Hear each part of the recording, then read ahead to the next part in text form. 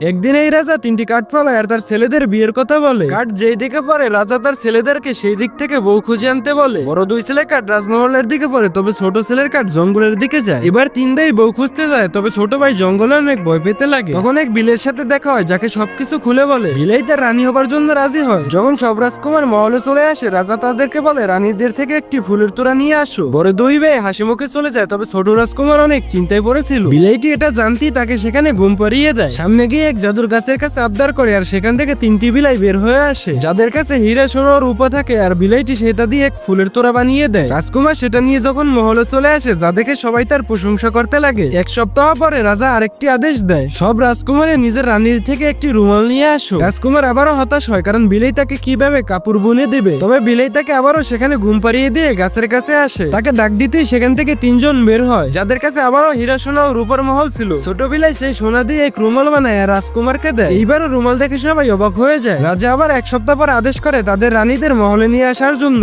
যা শুনে রাজকুমার অনেক ভয় পায়, কারণ কিভাবে বিলাইকে তার মহলে নিয়ে আসবে। এটা শুনে বিলাই তাকে সেখানে আবারও ঘুম পাড়িয়ে দেয়, আর সেই গাছের কাছে এসে লাস্টবার অনুরোধ করে তাকে সুন্দর এক রাজকুমারী বানিয়ে দিবার জন্য। তখনই গাছের ভিতর থেকে এক রোশনি বের হয়। বিলাই সেখানে গিয়ে দাঁড়ালেই এক রাজকুমারী হয়ে বের হয়ে আসে, যা দেখে রাজকুমার অনেক অবাক হয়ে তাকে জড়িয়ে ধরে। আর যখন রাজকুমার তাকে মহলে নিয়ে আসে, সব লোক অবাক হয়ে যায়, কারণ ছোট রাজকুমার জঙ্গল থেকে এত সুন্দর বউ কোথা থেকে নিয়ে আসছে।